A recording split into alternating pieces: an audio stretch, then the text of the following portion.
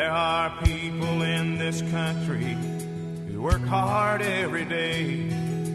Not for fame or fortune do they strive, but the fruits of their labor are worth more than their pay. Portions of the following program may contain pre-recorded material. You are listening to the best of the Dennis Prager Show. Hello, Detroit auto worker, let me thank you for your time. Hello, my friends. It's Labor Day, and I'm laboring. Dennis Prager here. And my tradition on Labor Day is to ask you about your labor, your work. What do you do for a living? And I have been just fascinated by your ways of making a living. We don't realize, none of us realize, because we all live in a small world. I mean, it's impossible not to. You know X number of people, you have X number of relatives, and that's pretty much it. Now, we don't live in a small world intellectually or philosophically and the like, but we do in terms by definition. How many people can we possibly know personally? And so it comes as a fascinating surprise, and it's quintessentially American, the ways in which Americans make a buck. So what I do on Labor Day is I invite you to call in and tell me what you do, and it could be absolutely prosaic. It doesn't mean you drill for oil in Tunisia. It doesn't have to be exotic.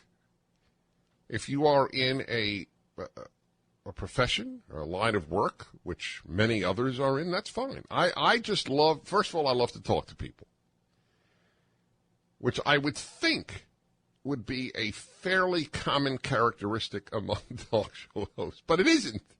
It isn't, interestingly. Off the air, a lot of these guys are quite introverted and are not people. And this is not an attack at all, just a personality. But I am a people person. I'm a people person. And I love to talk to people. I talk to people, as you know, I've told you, in elevators, anywhere. And so I love to ask people about their work. 1-8-PRAGER-776, which translates digitally into... Translates digitally into... 877-243-7776. This is the official one, unless what? Yes. Oh, really? He prefers? My producer prefers this to... Oh, I see. Well, they're both good. I don't know if I have a preference. Isn't there even a third? There are several. No, I understand that. I understand, but there's no reason not to use them. So, dear Francesca Morris, who has volunteered her time to work on this Labor Day, along with the inimitable, the ineffable, the inexpressible, the induplicable Sean McConnell, whose name is spelled...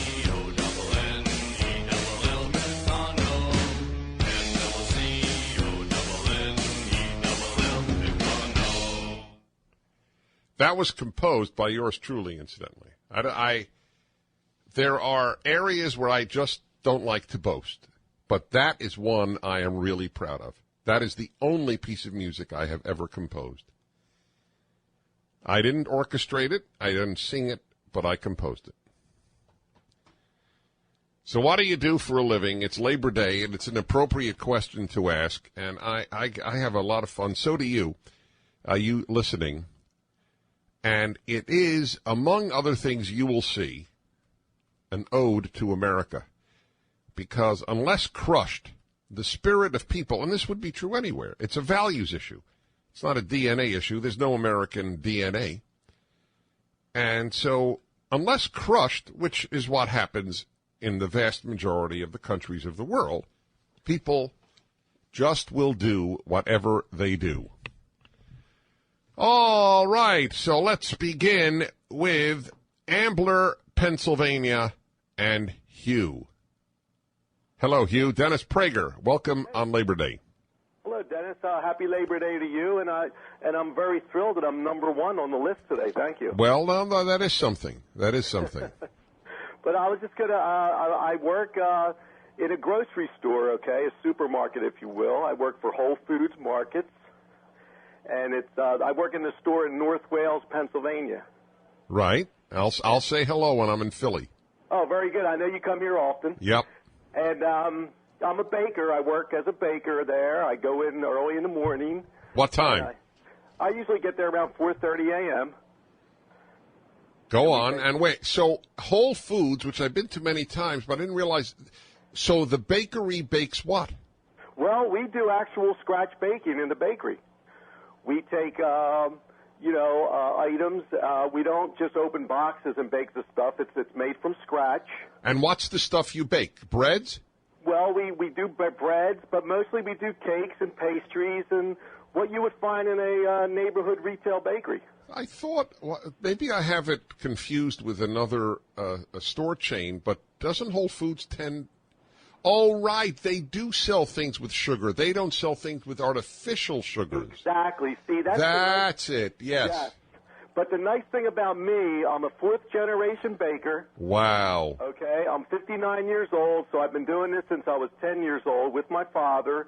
And what the nice thing is about working with Whole Foods is the ingredients I get to work with. Like, we use only real butter. We don't use any of the artificial shortenings or anything. It's all really let alone, good. God forbid, margarine. God forbid. I got two. But so that's one of the nice things about it. But I know, like little retail bakeries, they can't afford to use ingredients like that. But at Whole Foods, we can, and we still do, and that's why people say, "Well, it costs." All right, so I got now. It's my turn to ask you some questions. Okay, first, about the hours. So, if you report to Whole Foods at 4:30, what time do you get up? Oh, well, I get up around 3 a.m. And what time is your workday over? I usually work till about 1 o'clock in the afternoon. Okay. I come home and take All a nap. right, so hold on. Wait. So you come home and you take a nap? Take a little nap. I usually, when I'm napping, I have you on the radio by being sick. That's very sweet. So either I help you nap or I don't help you nap. No, but I get to listen to you every day because I usually leave like around 1 o'clock. Oh, that's really nice. It is really nice. So, what time do you go to sleep? Well, I try to get to bed by at least 9. It doesn't always work that way, right. Especially with the Republican convention. I was really struggling, right. And I thought, why do we get the big speeches like at 10:30 at night on the East Coast? I was like amazed by that. Well, they have to do that. Both parties have to do that. But so, let me ask you this: are you married? Yes, I'm married. I have 2 children. So I assume your wife doesn't go to bed at 9. No, she doesn't. So this is just the way it's worked out. It's always worked out that way. It's very good. Like in other words, when she comes to bed, she's very quiet. She doesn't come in there and wake me up or anything. But it does. We do have our struggles with that. But yeah, look, everybody has struggled with something. But you're employed. Yes, I am employed. And on the love meter, loving what you do, 1 to 10, hate 1. Just love 10. What is it? Oh well, working for Whole Foods, I'm an 8. It's a really good company.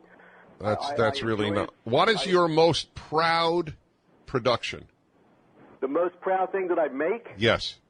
I tell you what, I really enjoy the pound cake and the angel food cake that we make. So you're speaking Whole Foods, but you specifically make those? Yes, I do specifically make those. I want you, if this is possible, to send me a pound cake and bill me. Oh, I would love to do that. All right. So stay on, and we'll give you the address. Yeah, I was going to say, do I just send it to Radio Land? Or yeah, no. That's right, Dennis Prager, Radio Land, America. All right, I do have a final. Do you have kids? Yes. Any of them bakers? No, they're not bakers. So it ended in the 5th generation. I would love to see them. I think they would like to do it, but it's a really tough. But I don't know. There are, like, the supermarkets are keeping it alive, but it's a tough way to make a living if you have your own bakery. All right, stay on, and Francesco will give you an address. Dennis, one more thing. Go on, I'm ears. Okay, I appreciate what you do. You are one of the. I've listened to talk radio for a long time. Did you ever remember a man named Dominic Quinn? Yes. In Philadelphia, yes. Well, he was the first one I ever started listening to, and you are definitely a number 2 behind Dominic Quinn. I think you're awesome. Well, that's very kind of you. So maybe you won't bill me for the cake. Just kidding. I really am just kidding.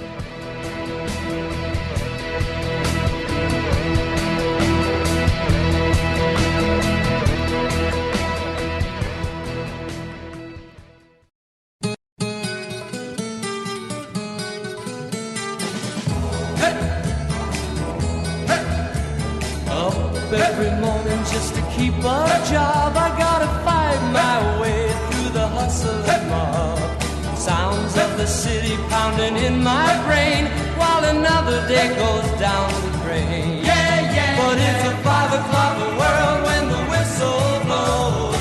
No one owns a piece of my time. You are listening to the best of the Dennis Prager Show. And me inside my clothes, thinking that the world looks fine.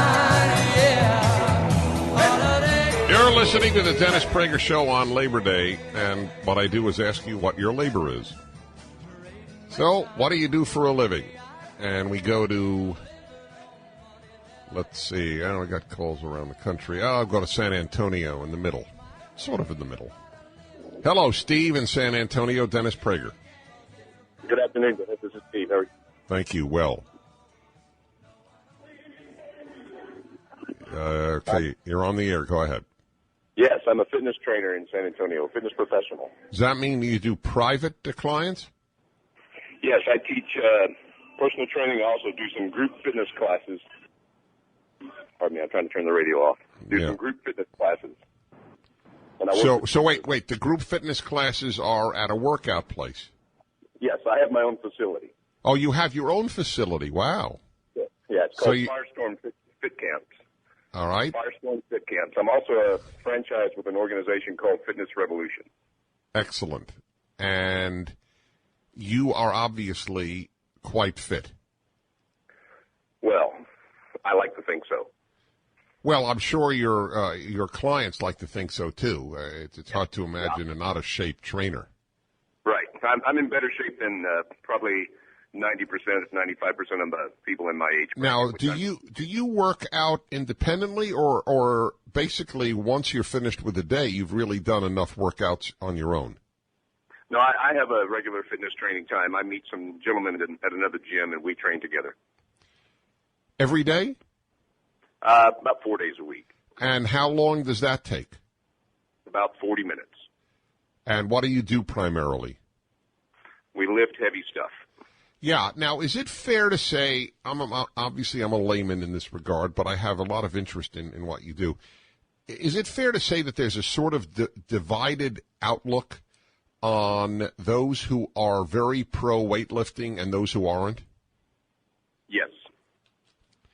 So there's a great misconception, especially with female trainers or training clients, that if they lift heavy weights, they're going to get big and bulky, and that's a fallacy. You either have to have the blessed genetics, you have to pick your parents right, or you have to take some sort of enhancement in order to get to that level of development. But for the average individual, just lifting hard, short rest times, eating properly, that's the big key, will produce some tremendous results and give people a... And what's your guideline for eating properly? I like to say eat things like God made them. If you can't pick it off a tree or pluck it out of the water, then don't eat it. My favorite line is to tell people, if they find a 7-Up river or a tortilla tree, call me and we'll eat and drink our fill. You mean there's no Diet Coke Lake?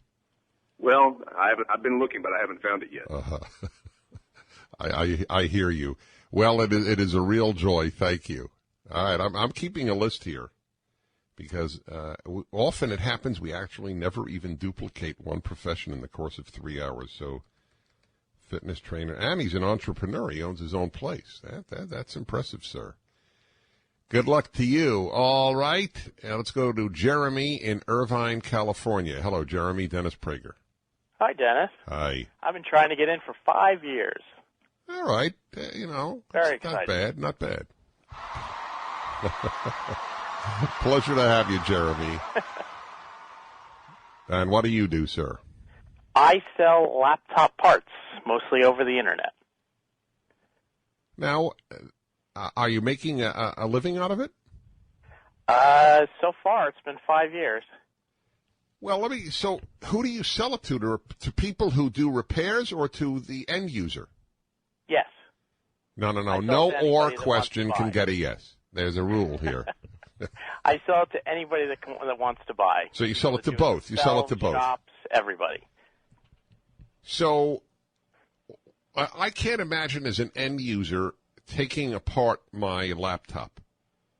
I mean, if it's a desktop, you open it up and you can replace this, you can replace that, but a laptop? Well, some things aren't too hard. AC adapters, batteries, they're not very hard. But things like putting in a keyboard or a screen are a little more difficult. There's a lot of resources out on the Internet that allow you to do it pretty easily. Well, if you sell let's say the keyboard on somebody's Sony Vaio. I'm just picking one then in my brain. Breaks. No, I am. It's just picking one as an example. Okay. So the keyboard has broken. Where do you get the keyboard? Well, it depends. Most keyboards I get direct from brokers in China that deal with the factories. Otherwise, I get it direct from the manufacturer. Sometimes they're not very hard to get, but most people don't want to waste the time or don't want to do the research to find it themselves, and I fill that need for them. And so I see. And you are findable through Google? Is that your primary source of clients? Yeah, we do a lot of AdWords and SEO, and we're number one for the term laptop parts right now.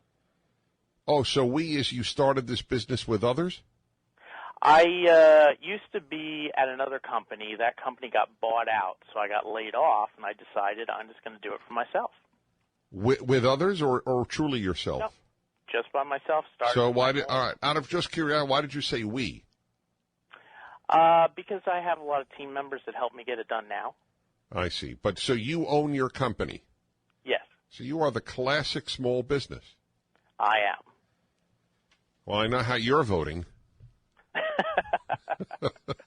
I'm not sure it matters in California. No, it does. It does on an emotional level. All right, good luck to you, Jeremy. I will look for you on the internet if my keyboard. By the time my keyboard breaks, I will admit, if a keyboard on my laptop broke, I would be searching for a new one. But if you really love it, and obviously with money being what it is for many people, I think that Jeremy is going to be doing fine. And I hope you do.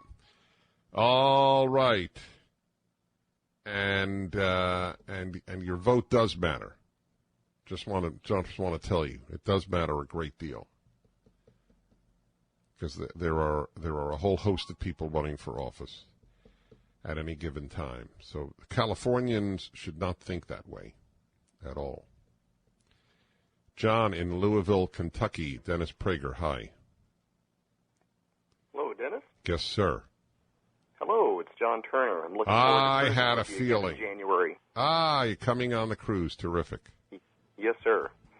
Yes, I have been working for Rainbow Blossom Health Food Store in the Louisville area for the last 10.5 years, and I'm a nutritional consultant and love my job very much. On a scale from 0 to 10, I would say I love my job a 10.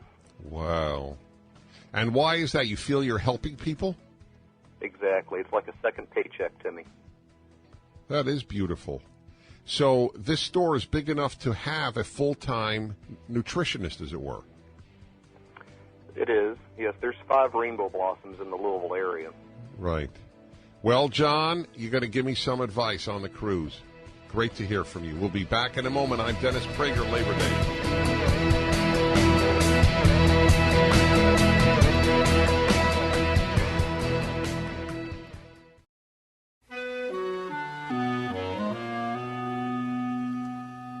Some people say a man is made out of mud.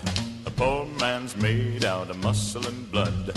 Muscle and blood and skin and bones. A mind that's weak and a back that's strong. You load 16 tons. What do you get? Another day older and deeper in debt. St. Peter, don't you call me, 'cause I can't go. I owe my soul to the company store. You are listening to the best of the Dennis Prager Show. I was born one morning when the sun didn't shine. I picked up my shovel and I walked to the mine. I loaded 16 tons, a number 9 coal, and the straw boss said, well, to bless my soul, you load 16 tons. Yep, it's Labor Day music, selected by our beloved producer, Mr. E. Dennis Prager here on Labor Day, and it's a lot of fun, the Labor Day show. What do you do for a living? And I'd ask you questions about it because I'm curious about people and about what they do. The list is, as usual, quite... Wow. I tell you, it's fascinating. All right, let's go to New York City. And Tzaddik. Hello, Tzaddik. How are you? Good. How are you, Mr. Prager? Since I'm familiar with both Hebrew and Yiddish and Jewish names, how did you get the name Tzaddik, which means righteous one?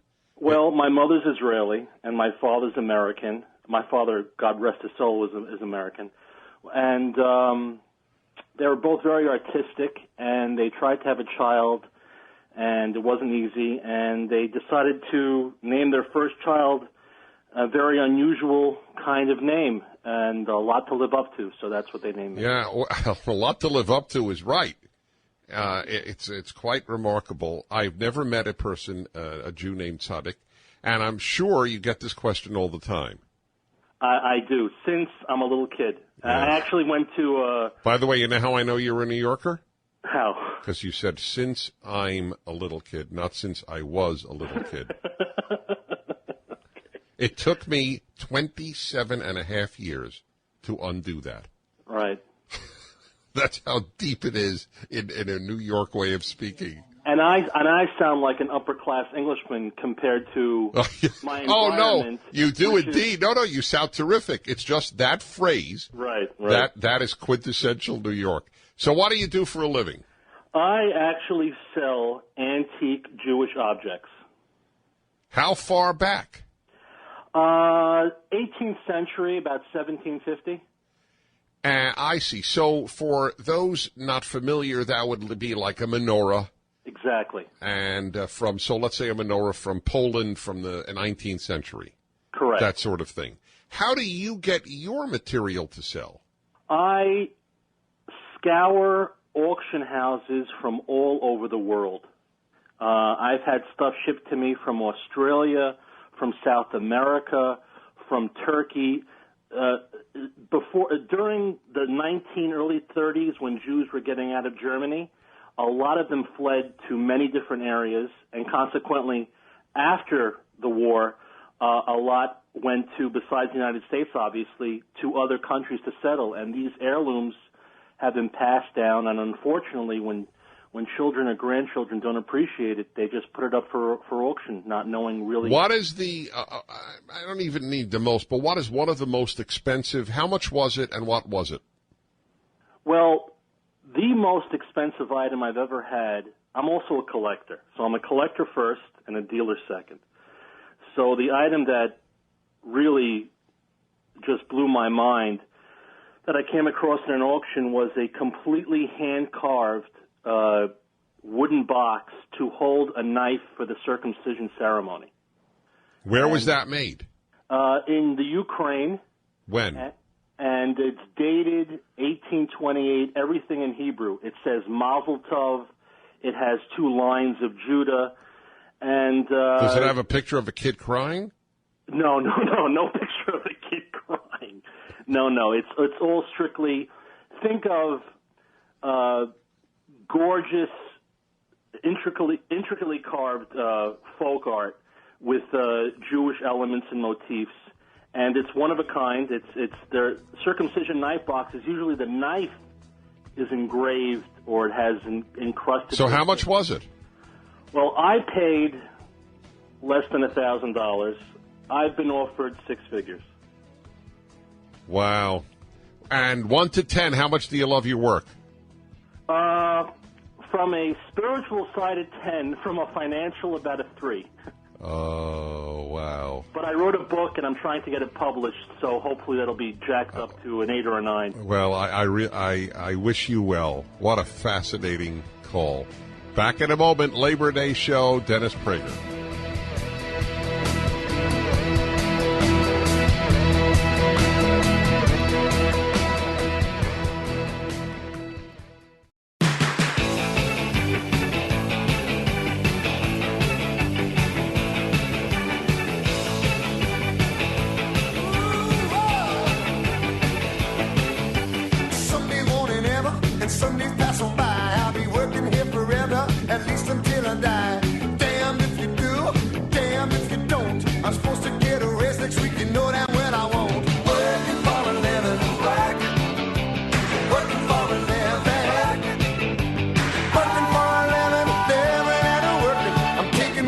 Portions of the following program may contain pre-recorded material. You are listening to the best of the Dennis Prager Show. Hello, my friends. Labor Day means the Labor Day show on the Dennis Prager Show. I am Dennis Prager. Thank you for listening. What do you do for a living? I can't think of a more appropriate subject for Labor Day. What is your labor? And I am each year astounded at the variety. You would think just by the law of averages we would get a certain number of, for perhaps, people in sales. Because there are, I would presume, a lot of people in sales. But it just doesn't work out that way. The variety is just, I think, an ode to what freedom allows. Whatever you can think up, and if you can have the niche, then you make a living. And often love what you're doing, which is the best. That's what I do for a living. I love what I do for a living. 30 years. And it's like day one. It's that exciting. All right, let's continue here. What do we have thus far? We had in hour one a baker for Whole Foods, a fitness trainer, man who owns a company that sells laptop parts, a consultant at a health food store, a seller of Jewish antique items, the man who monitors the heart-lung machine during open heart surgery at a perfusionist. Now, is it pro or per? It's per. Yes. You say a perfusionist. And a man who secures the ads for the backs of supermarket receipts. And apparently that is so lucrative, there are people who make $1 million doing it. And I went into talk radio.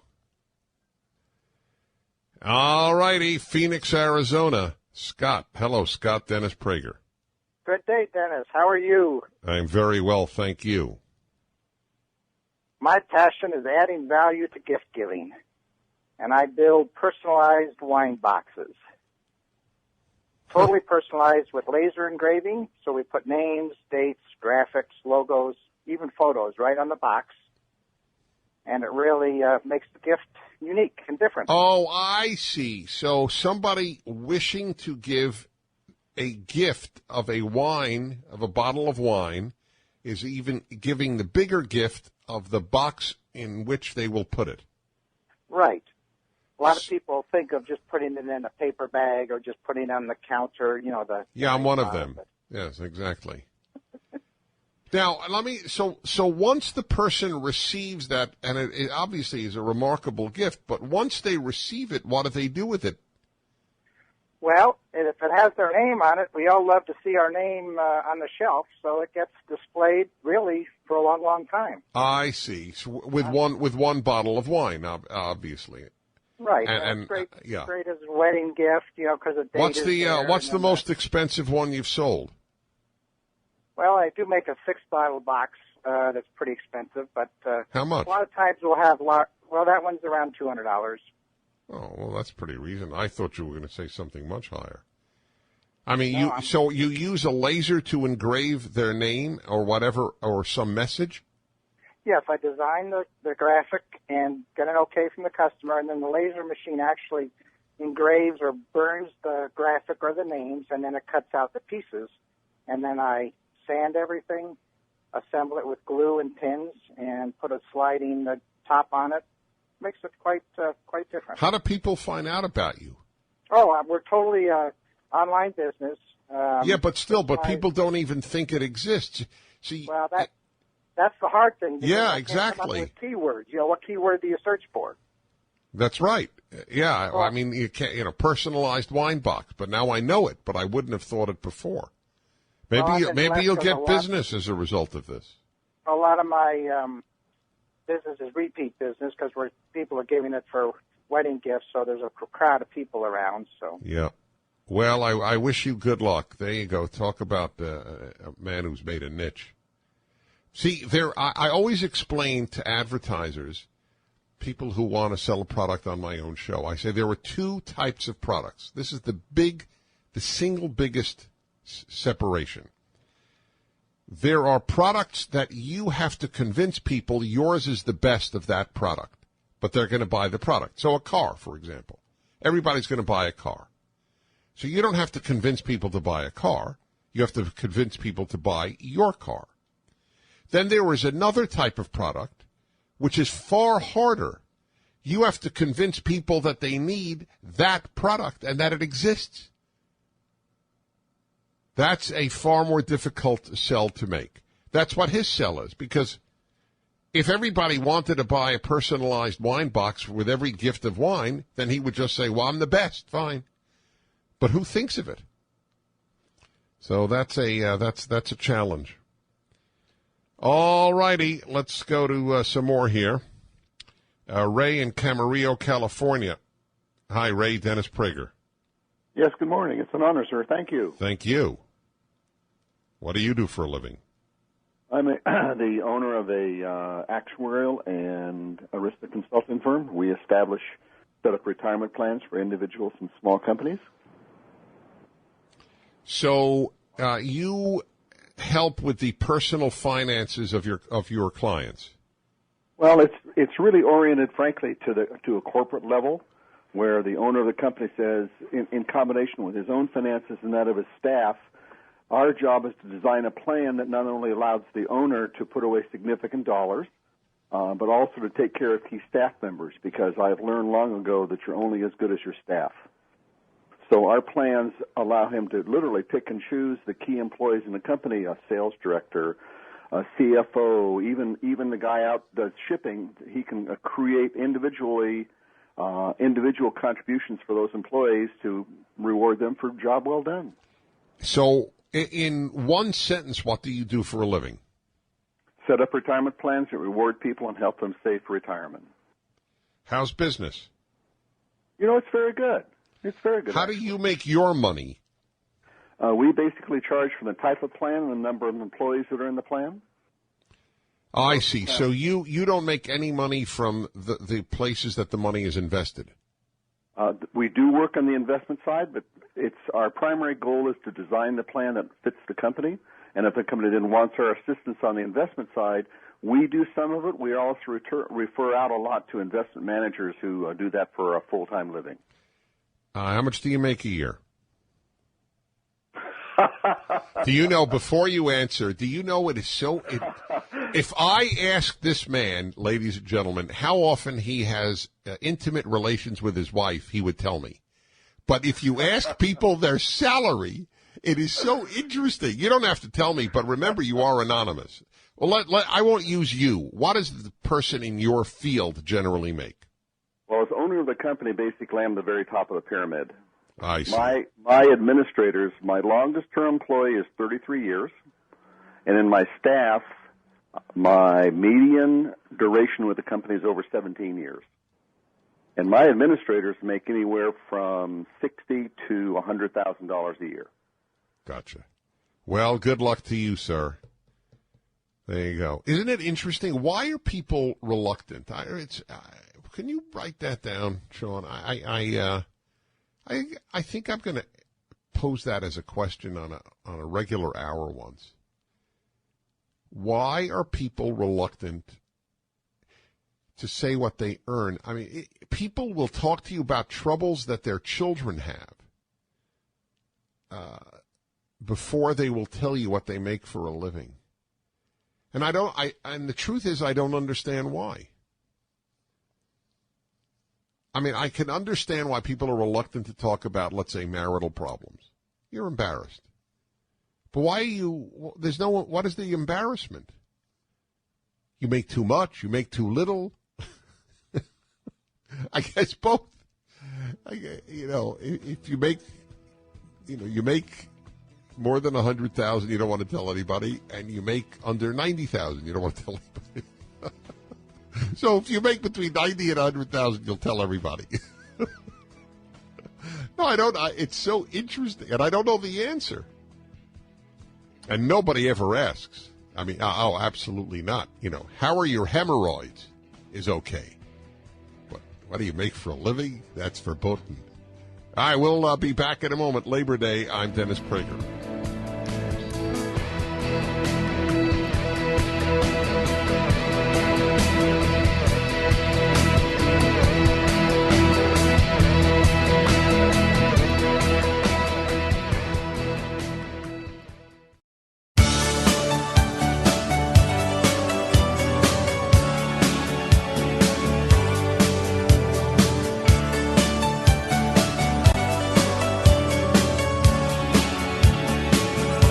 You are listening to the best of the Dennis Prager Show. 6 o'clock already, I was just in the middle of a dream.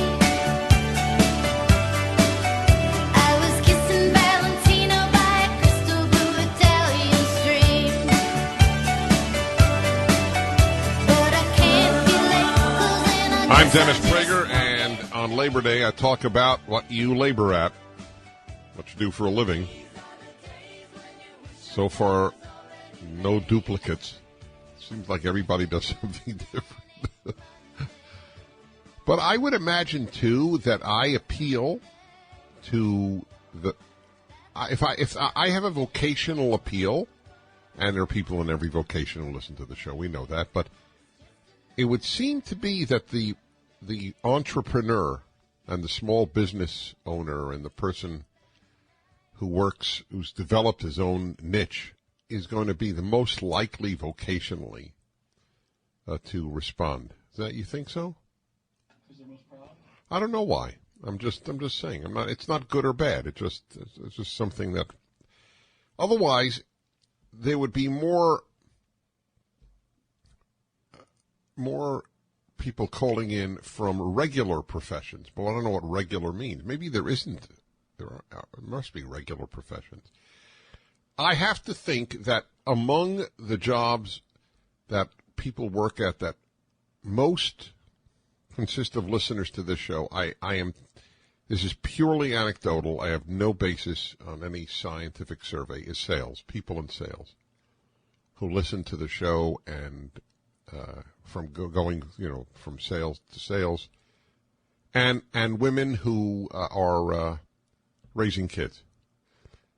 That's a huge, huge listenership, because here comes a very jolting statement. You get more intellectual stimulation from me than your 5-year-old. Oh, I said it. Of course it's true. I mean, and a lot of women want intellectual stimulation. God bless them. All right, let's go to some more of your of what you do for a living here, and we'll go to Corona, California. Eric. Hello, Eric. Dennis Prager. Hey, Dennis. Hi. I do computerized access control in some of the most interesting Computerized places on access the world. control?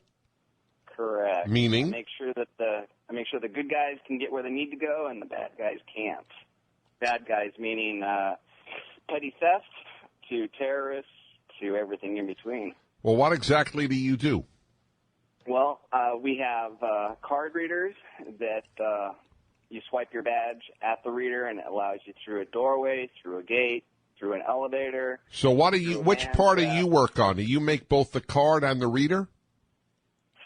We integrate them. We some companies make the reader, some companies make the cards, and some people make the circuit board, some people make the software. Okay, so you're the final step to the buyer. Yeah, we interface with the end user. What's the most, or one of the most sophisticated examples? I've been where military satellite data was analyzed, and if I looked the wrong way, a guy with an M16 wasn't real thrilled with me. What does it mean, look the wrong way? What does that mean? When I was in this particular room, they had curtains up blocking things I couldn't see because I didn't have a high enough security clearance to look. Oh, so you were there selling them your product. Integrating. I was actually assembling it, manufacturing it. Well, not manufacturing. So what is the future of this? Eyeball reading? Well, that is extremely secure because it's very difficult to cut somebody's eyeball out and carry it over to the reader, whereas technically a finger, you could chop somebody's finger off. So that's about the most secure method. It's very inconvenient. Most people really don't like it. Biometrics, where you put your hand on the reader, it analyzes your bone structure, and that's very secure, and it's a lot more user-friendly. You can just rest your hand on it, and you can control how sophisticated it is. If you gain 1 pound, it can reject you, or you can dial it back to where it won't be quite as sensitive. But yeah, has any system you've sold been broken? Breached? Yeah, breached. That's the word. Due to user error, yes. Due to user error. He was quick on that one. Well, the New York airport, some jet skier got onto it. I didn't install that system, but I've installed systems at airports and maintained systems at airports. And after that happened, I saw a lot more police presence at airports out on the What is your background? Computers? Yes. I see. I was in the military, got technical training there. And well, let me just say, Eric, we need you. We need you, and I appreciate your call. That was good. All right, let's go to Katie in Scottsdale, Arizona. Hello, Katie. Dennis Prager. Hi, Dennis. I'm one of those stay-at-home moms that uses you for intellectual stimulation. Yeah, exactly. There are so many of you, Yes, there are. and I commend you. And let me just tell you, I love you for it. Well, oh, good. That means a lot to me because I'm one of your great advocates. I know, and it means a lot to us, and so that's why I also kind of just wanted to kind of just say what we do to give a little shout out to stay-at-home moms, and also I also homeschool my kids. My boys are 6 and 8. I've been home with them since they were born, and we decided to homeschool a few years ago for numerous reasons I won't get into. But I do have a pretty long list of responsibilities, obviously schooling them, and which I enjoy immensely, and it is pretty much getting re-educated myself. Of course. I love it. Of course. I just finished studying the American Revolution. I loved it. It was so much fun. They had a blast. They know. What do you remember? What books did you use, or? We use a lot of books. We do a lot of reading. So right, I know. Look, when I meet homeschool kids, I can tell within 20 seconds. Yeah, it's a lot of fun. That takes a lot of work, the prep and the implementation. On top of that, the regular household duties, running the house, doing the finances, cleaning after 2 small boys, 3 dogs and a cat, that is a job all by itself. all of the meal planning and everything I do for my husband because I am a wife also. Music to my ears. And, he works full time, so, I take care of him too, which I enjoy very much. He also takes care of me. Do you have any clones who are single for men listening who are... Unfortunately, at this point in my life, all of my friends are pretty much married. Right.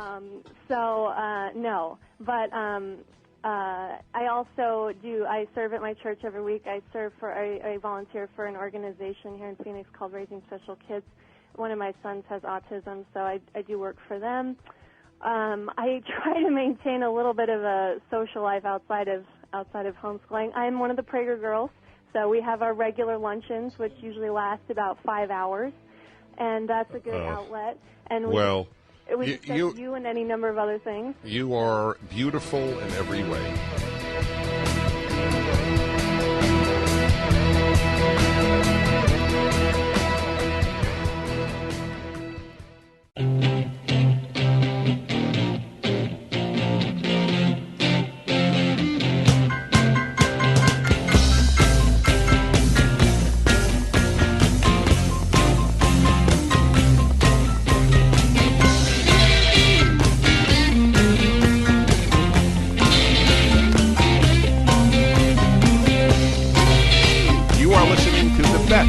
Dennis Prager Show.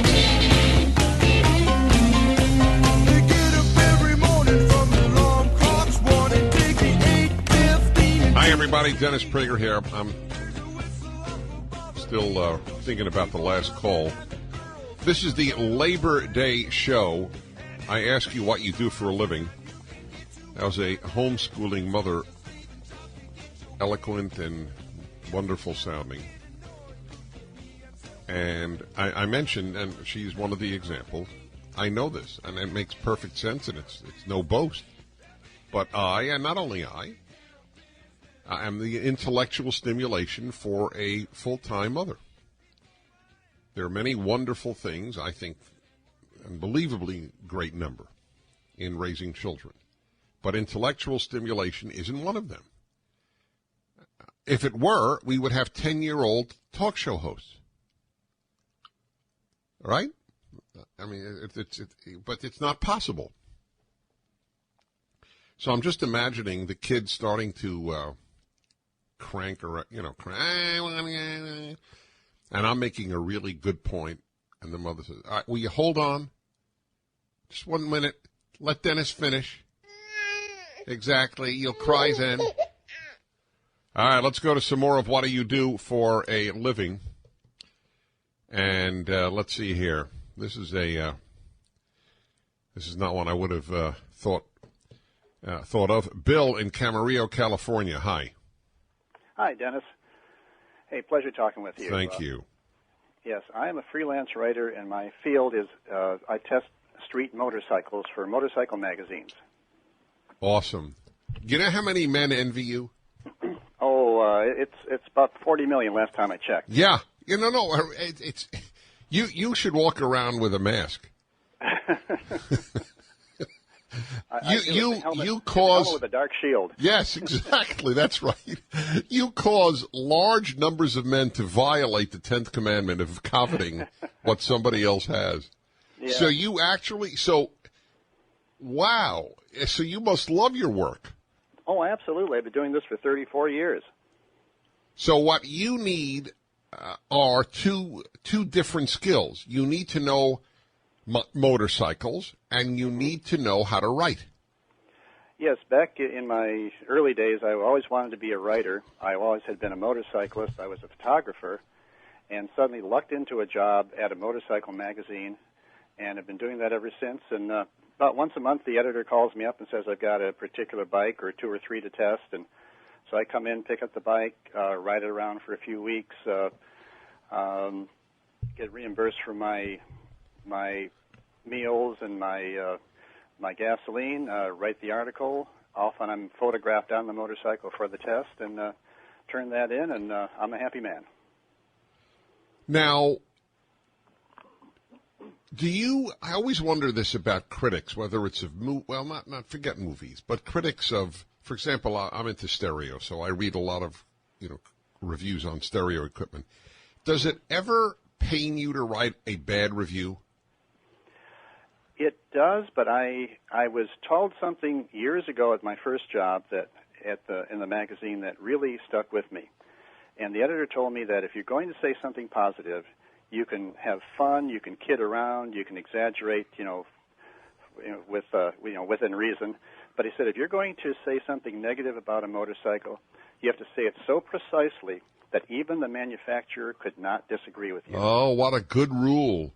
Yes. And you can't put a line like, I wish Charlie Manson would ride this bike. No, that wouldn't work. Well, what is the ratio? I mean, in other words, are the vast majority wonderful, but some are more wonderful than others, or some are lousy, some are mediocre, and some are wonderful? Well, all the bad ones have been gone for many years because the market is so competitive. I would imagine. So most of what I do is differentiate what a particular motorcycle does and how it does it relative to the other motorcycles in its class. This one may be more comfortable for long-distance trips. This other one may have better handling. This other one may have better brakes. So you're kind of fine-tuning exactly what they specialize in, but there really aren't too many that are bad. All right, one final question. If price were no issue, do you feel free to say what your favorite is right now? As long as you understand it's my favorite, not the best, because that's fine. That's good. Okay, not the best. Your personal favorite. My personal favorite, I would love to have a BMW R1200 GS because to me it's one of the best overall motorcycles made.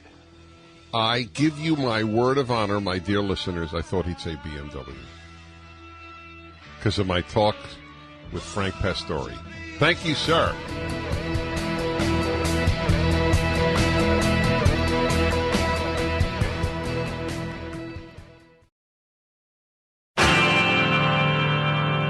It's been a hard day's night, and I've been working like a dog. It's been a hard day's night, I should be sleeping like a log. Portions of the following program may contain pre-recorded material. You are listening to the best of the Dennis Prager Show. You know I work all day to get your money to buy a thing, and it's worth it just to hear you say you're gonna give me everything. So why on earth should I moan? 'Cause when I get you alone, you know I feel okay. When I'm home, everything's The work music is appropriate to the day and the show, the Labor Day show. Dennis Prager here. What do you do for a living? I wish I had kept the list from previous years. I have it from today, but I have to remember to keep it. The variety of work that you folks do is just fascinating, and I love talking to you about it. So that's what we do on Labor Day. What's your labor? No politics today, which is a pleasure in and of itself. And so let's go to more of your calls. And if you missed it, I touched on an area that I think we'll explore during a regular hour on a regular day. People who hate their work, why do they hate it? And I think the meaning issue. I think there are two big issues, but I'm not asking for your opinion on this because I want you to call in on what you do for a living. But I think there are two things. One is the people that you work with, and two, do you believe your work is meaningful? And I use the man who monitors the heart-lung machine in heart surgery and bypass surgery, very complex surgeries for many hours standing and just looking at the machine. Under other circumstances, the same work would perhaps be terrible, monotonous, but because of the significance, it's a great analogy of life itself. if you feel that your life is meaningful, that's everything. I got that from Viktor Frankl, Frankl, Man's Search for Meaning. One of the 10 books that most influenced my life. We have that list somewhere up at DennisPrager.com. All right, my friends, let's go to more of your calls. West Lafayette, Indiana. Bob. Hello, Bob. Dennis Prager. Mr. Prager, it's an honor to speak with you. Well, thank you for that. I do apartment maintenance. Some of it's student housing, some of it's residential. So maintenance means ensure that it's clean? No, they have cleaning people. Like if somebody moves out, somebody else, there's people that go in and clean, do the carpet. So what do you maintain? If the toilet's plugged up, they call me. So now wait, hold on. So you do this for apartment buildings? Yes. If somebody's toilet's plugged up, they call me. If somebody's shower drain don't drain, they call me. If there's a drip, they call me. So is that analogous to what we used to call the superintendent? Well, I actually spread over most of the county as far as to what they maintain, but I just do all the repairs. So you personally, or it's your company? What exactly? No, I work for somebody else. Right. I'm the guy. Okay. I get emails in the morning. So somebody's toilet's plugged up. Somebody's shower. I see. Up. I got you. So okay. Now, may I ask? And again, you can say you don't want to say. What do you make a year? I make about $30,000 a year. And you work all day? Generally speaking, it's 40 to 50 hours a week. Some weeks where you got a roto-rooter or a sewer or something like that, because we do that ourselves too. And, well, I do that, as in for the company, but I could run into some 16-hour days doing that. But so are you paid by salary or by the hour? By the hour. That's what I thought. I understand. So you're on call. Pretty much. There might be a day where they leave me alone on weekends. I mean, I check my email, and if somebody's got a disaster, we're soon, Yeah. What was the worst disaster, among the worst disasters you've had to maintain? Water main busted next to the foundation of a house that had 3 finished apartments in the basement.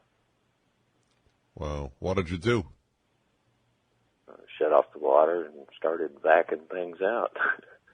What is it, with water extractors? Are there the machines? No, just start with big shop vacs, and then when you get it down to the nitty-gritty, then you call in professionals and have them get this. Right. Now, what's the most common thing you're called to do? The most common, well, see, that depends on where you're at. If you're on campus, it's busted windows. If you're in residential housing, it's toilets. Yeah. Do the people? I'm just curious. The people. One sec. The people with the toilets. Do you ever wonder? Does this person not know how to use a plunger? Or is most of the stuff they call me for is beyond. Okay, fine. All right. So it is. They did need you. Well, yeah. If you drop a shower curtain ring in a toilet, it'll get stuck in the little snake thing going on in there, and you can plunge it and it'll unplug and it'll be fine for about 2 months. And how many years have you been doing this work? As all I do, about 2 years. Oh. What did you do before? Oh, I'm a diesel mechanic. A diesel mechanic? Yeah. Okay. And how do you like your work? 1 to 10? Give it a 7. Okay. Well, we need you. That's all I could say. You're more necessary than I was. Well, I don't want to get political here, but I would say that we need maintenance men a lot more than we need some of the professors that teach at universities in certain disciplines. But I won't name them because I don't want to go there right now. Not that professors in general are not necessary. I love the life of the mind. We go to Dave, Los Angeles. Hello, Dave. Dennis Prager. Hi, Dennis. How are you? I'm well, thank you. Yes, I'm a union organizer. Been one for 35 years now. Well, I'm glad you listened to the show, given how much I knock the unions. Yeah, well, I listen religiously, literally, because I first found you from Religion on the Line. It used to be such a godsend on Sunday night. In fact, I can say that's what actually changed me from being a fallen away Catholic back to a devout one. That made my day. That's wonderful to hear. I'm glad it did. So, you organize the folks that are not unionized? Well, I do both. I mean, we all Now, wait a minute. Wait. Do you do it you don't do it, you see, I'm a little confused here. You are with the SEIU. Yes. So you're doing it for state employees. No, we represent, I work exclusively in the private sector. Oh, I don't have an issue there. Oh, that's all right. Yeah. I don't know. My big issue is with state and federal and local employee unions. I think if you work for the public, you shouldn't be unionized. But if you work for private industry, that's your prerogative. Yeah, it's too bad. I wish people could sort of make that fine distinction when they talk about the labor movement, but it doesn't seem to work that way. So what does it mean? You will go into a sector and you will, are you like an agitator?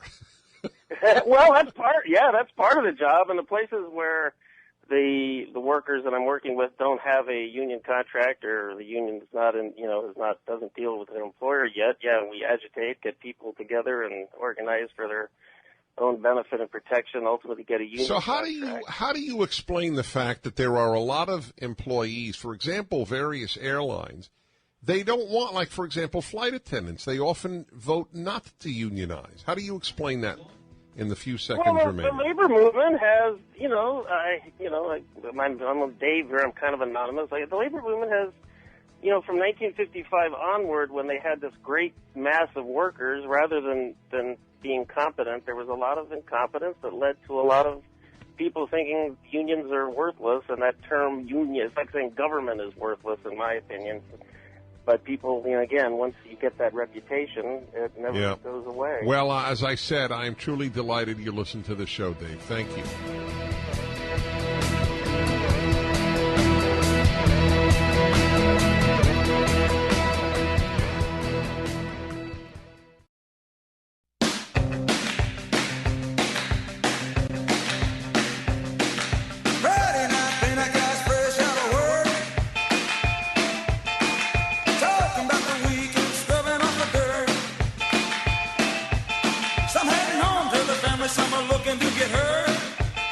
You are listening to the best of the Dennis Prager Show.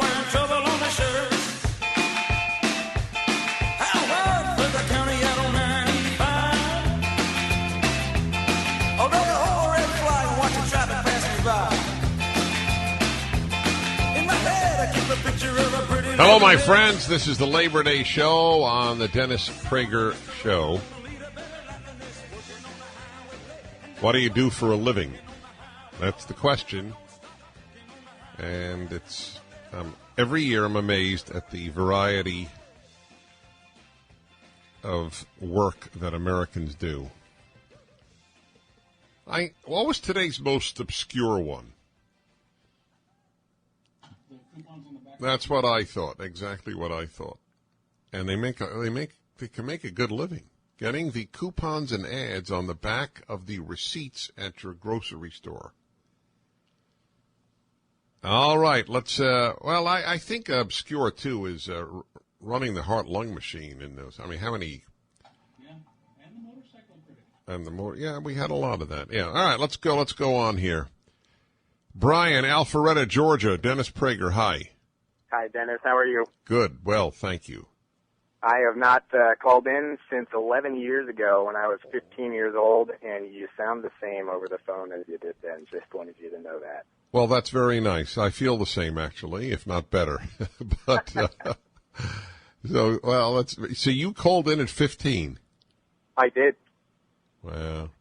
You were talking about, I believe it's what kind of music kids my age at the time listened to. Right. I was a member of a symphony orchestra, and so I guess I was more of an exception. I didn't listen to as much of the pop culture music. So. What about today? Do you listen to pop music today? I did more in college, but it's amazing what having a 2-year-old will do. They start to say things they shouldn't because you're listening to music you shouldn't be. Oh, that's funny. Change your tune pretty quick. That's like the woman who called me once to say why she took her kid out of daycare. The first words that she heard her daughter say were "come on down." They had the prices right on all the time. Nice. Okay, go ahead. Okay, I called in today, first of all, to say I was listening to your show in the last hour, and a mother who homeschools her kids called in, and that's when I started dialing, because I was homeschooled. I was homeschooled at the time I called you, and for 9 years before that, and now I am a power engineer living on the other side of the country with my family, my wife, and my 2-year-old daughter. So I'm a power engineer. I was homeschooled, and I guess the reason I wanted to do power engineering is because in high school and in college, people of my generation, if you're interested in engineering or math or even video games, we all wished we were around when Bill Gates or Hewlett and Packard were doing their thing, and you kind of feel like you missed the Silicon Valley boom a little bit. And what I realized in college was that's happening in the power world right now. And I'll put it this way. If I were to drive by your house, I guess how many computerized devices would be in that house? Oh, a dozen. All right. Do you know what a substation is? It's that area where all the power lines go, and they're surrounded by a barbed wire fence or razor wire fence, and there's a little control house in the middle there, and they're usually at the side of the road, and people tend not to pay attention to them. But if you were to drive by a substation, the chances are pretty high that you would not find a computer chip in any device inside that building. And so the computer revolution in the power industry is happening right now, and it's pretty fun to be a part of. Wait, it's happening in that, now computers are entering that world. Right, exactly. I see. And we're so used to buy a new cell phone every 2 years and throw it away, put it in the trash bin and everything, and for power, you don't want to invest in equipment that you're going to have to replace every couple of years. So it's been a major challenge to get computerized devices into the power industry. Well, so why is that an asset? It's an asset because if you're relying on switches and springs and electromagnets to control the flow of your power and react to problems like trees falling against your power lines, once it's done its job, it's done its job. The power's out. How do you know where the problem was, or how do you know why it turned the power off on this neighborhood? There's no way to know.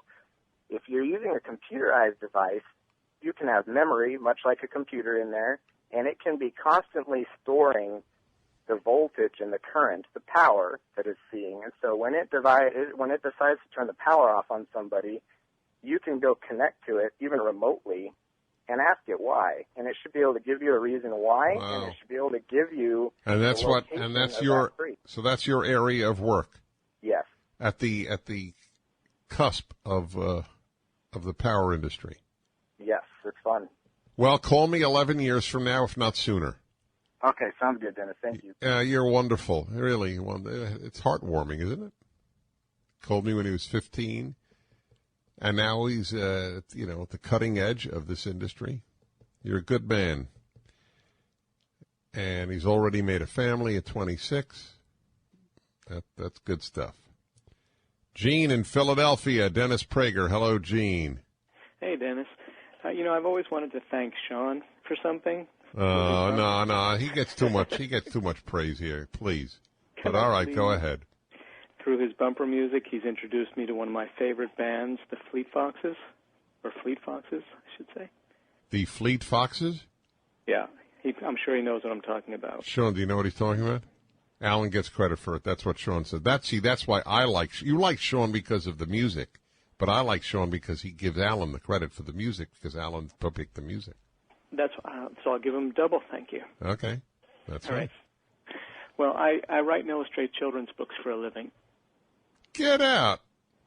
I do. Both write and illustrate. Yeah. Give us the name of one. Well, I guess my latest one is called Timeless Thomas, How Thomas Edison Changed Our Lives. I like that title, Timeless Thomas. Yeah. So your background is in art? Well, I'm self-taught there. But I started as an illustrator in books, and since about 2005, I've also been writing as well. You love your work? I always have to, when things get a little frustrated or you get notes back from the publisher Yeah, that's for things you don't want to do. That, yeah. you know that feeling. Yeah. But you still have to just thank the heavens that you're doing something you love for a living. So who did publish the last book? Henry Holt.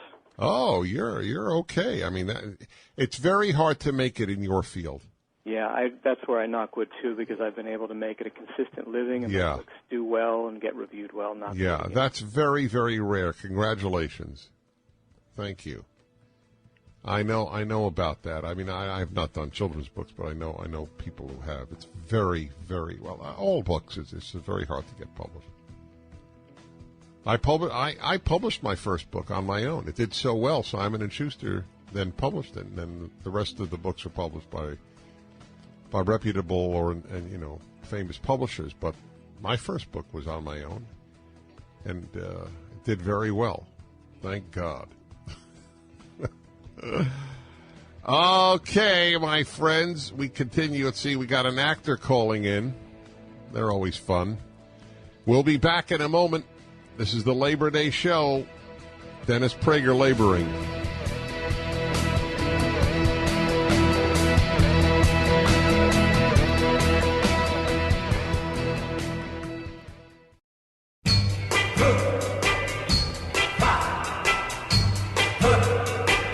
I hear something saying,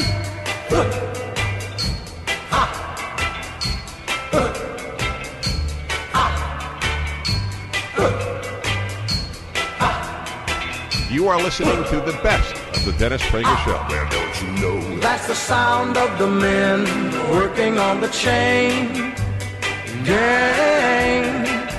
That's the sound of the men working on the chain gang. All day long they're saying, I love this.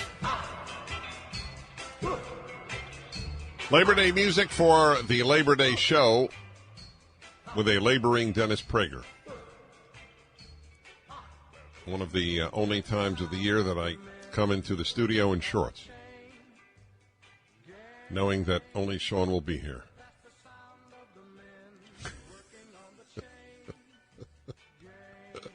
Otherwise, and he can vouch for it, it's a shirt and tie and slacks every day. What do you do for a living, my friends? That's the question on this day. And, there are so many good calls. It's difficult to choose. Katie, Arizona. Hello, Katie. Hello. I make teeth. So does God. And he does a much better job than me. I will confess that. All right, okay. That's humble. What does it mean you make teeth?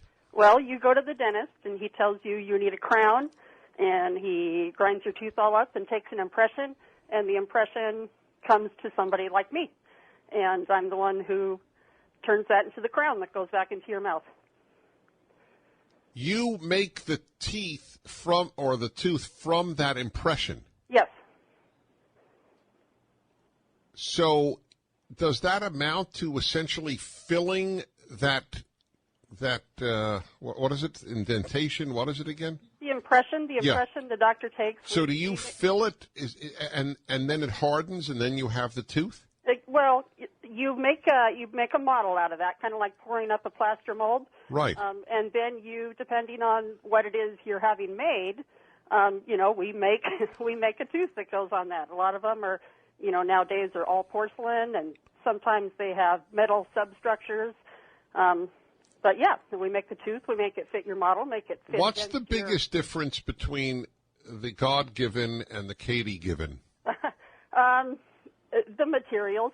You just can't make, you know how you think about how diamonds can cut glass? Right. They're stronger. Yes. You just can't make a material it wears on your opposite teeth as well as a natural tooth. So you're always going to have problems with teeth wearing down and stuff like that opposite of your crown. Unless you get a gold crown. They're still the best, unfortunately. No thanks. Isn't that amazing that we can't replicate nature in that way? They're getting better. There's a lot of good materials out there. Well, what is the best new material? Oh, gosh, you know what? It depends on what you want. If you want something really highly aesthetic or, which is what most people want. So it's usually a trade-off between durability and aesthetics, correct? Exactly. Yeah, exactly, yeah. So you have to come back. But I go for aesthetics. I agree with you. Yeah. So do you actually meet the patient or you just meet their mold? Oh, never. I just meet the mold. In fact, all of my clients are out of state. How's that? So what, do you work at home? Yeah, I do. Uh-huh. Oh. Would you like to meet the patient, or are you very happy the way it works now? I'm even happy not meeting the doctors. So what, you studied as to be a dental technician? No, nobody studies to be a dental technician. You fall into this line of work and you get trapped and you never get out. So you can study. You can get... All right, look, this brings out the obvious question. 1 to 10, how much do you love it? You know what? I love the actual work. I give the work a 9. It's the schedule that's sometimes like a 5. It's very, unsteady work. Sometimes in the year you're working 12, 14, 16 hours a day, and then sometimes in the year you're hardly have any work. There's a definite curve to when people get their crowns done. Is that right? Wait, that goes year after year, the same time of the year? Yes. Oh, yeah. I have no idea what the answer is. When do they want their crowns done? At the end of the year, at Christmas time, so you never get to go to any Christmas parties, and at the beginning of the year, but not during the summer, and not when kids are going back to school.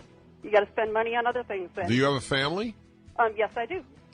So you have kids, obviously. I mean, do the kids watch you do this? Yes, they do. They get a kick out of it? They're a little too young right now, but they do find it interesting, yes.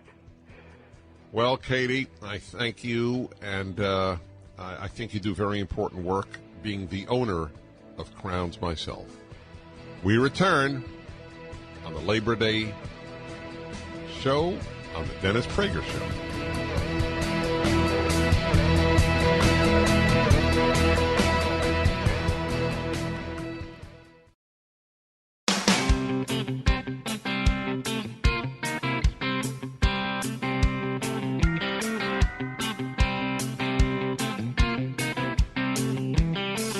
I'm a hard-working man.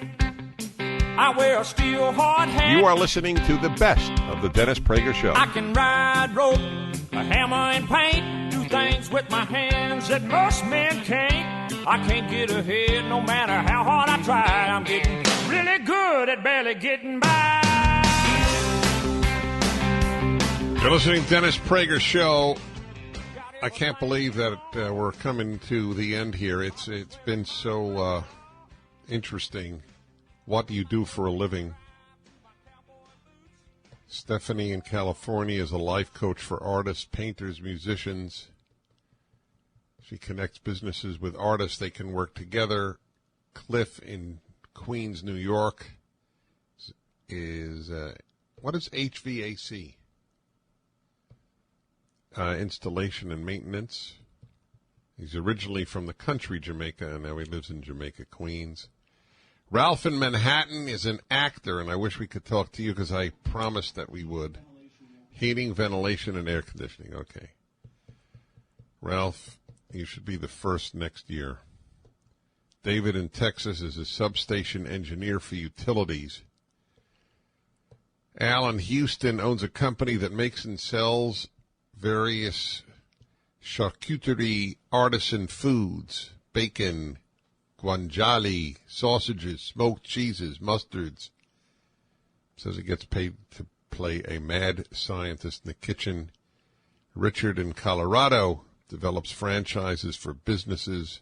That's fascinating. I'd love to talk to you.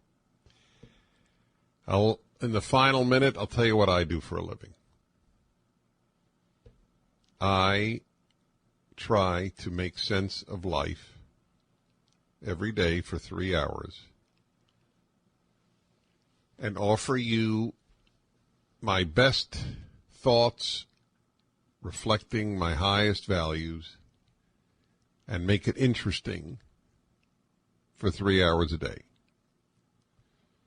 And I am extremely fortunate to be able to do so. But everyone who loves his work is fortunate to do so. It is not a unique fortune. That's why so many of you rated your love of your work highly. And I appreciate that fact. And I want to add one more word, that those who stay home and take care of kids are doing the most important work.